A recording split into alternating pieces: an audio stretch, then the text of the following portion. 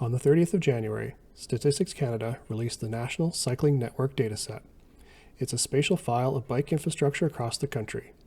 It allows for the comparison of bike infrastructure in 73 municipalities across Canada, from Montreal with over 8,000 entries to Oxford County with just one. Statistics Canada has taken data from each municipality and cleaned and standardized them.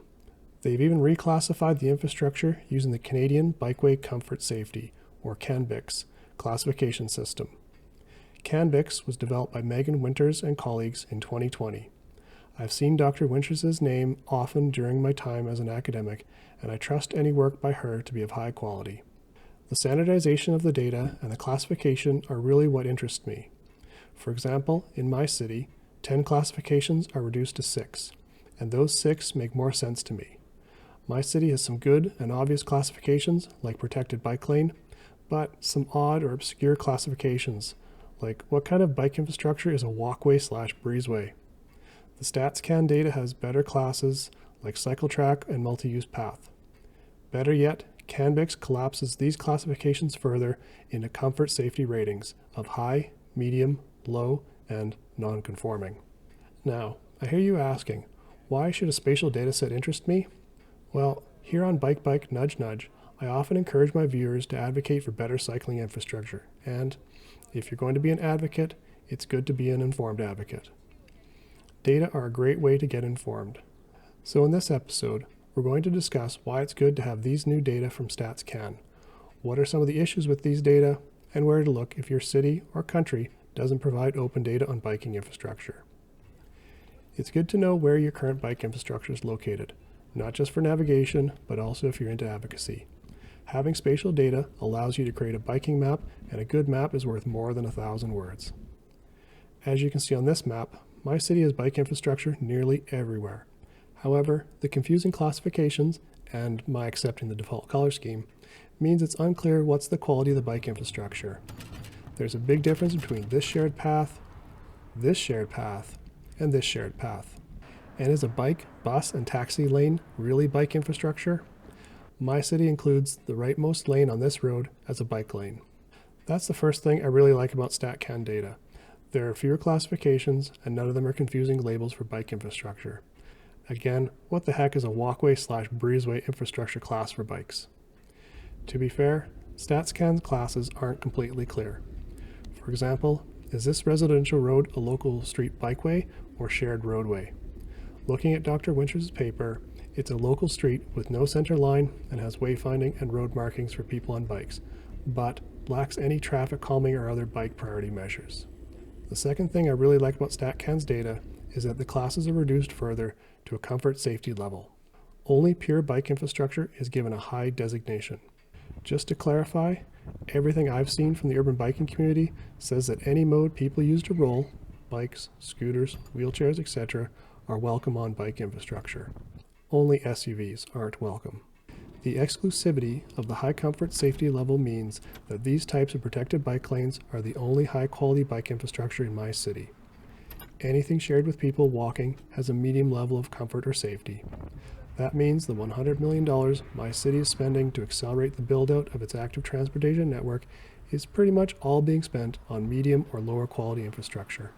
The residential road I showed earlier is on the list for the $100 million, and unless some major changes are made, I think it should be classified as just a shared roadway, which, according to the StatCan BICS classification, would mean some of the $100 million is spent on non-conforming infrastructure. So those are three things I really like about the StatCan data. The infrastructure categories are clear, the comfort safety level is very useful for knowing what infrastructure is better for less experienced or less confident riders, and, as I mentioned in the intro, the data allows comparison all across Canada. What are some of the issues in the data? For starters, errors in the data shared by my city have not been fixed, though my city shares the blame for that. One such error is that not only does my city classify this shared path as a protected bike lane, it's double counting it. Yes, a 3-meter wide sidewalk does count as a bidirectional bike infrastructure, but I don't think it should count twice. The same can be said for this shared roadway, lower traffic residential street around the corner. Similar infrastructure in the city is counted just once.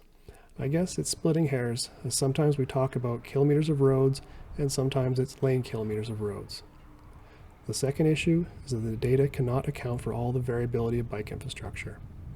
My city classifies both this sidewalk and this sidewalk as shared use paths, and they both get a medium level of comfort safety.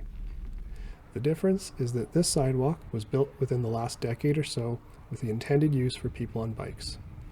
This sidewalk was built in about the 1960s and is purely an admission by my city that it's too dangerous to have people on bikes climb this hill on a bike at 10 kilometers an hour while SUVs and buses pass at 60 kilometers an hour or more.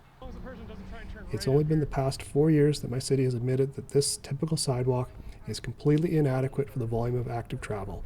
This summer-only temporary lane is supposed to become permanent with some of the $100 million, so subscribe to the channel to see future videos of what will be installed.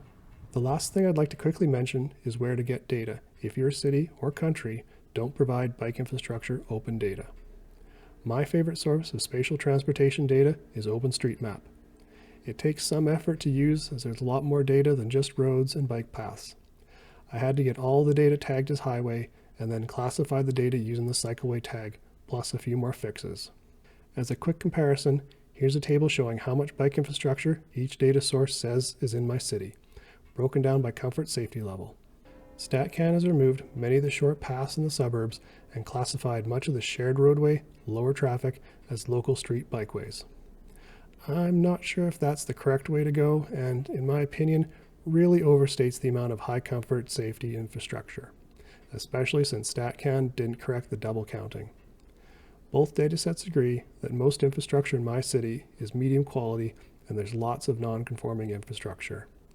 For comparison, there's over 10,000 kilometers of roads in my city, so 40 or 200 kilometers of good bike infrastructure is tiny in comparison.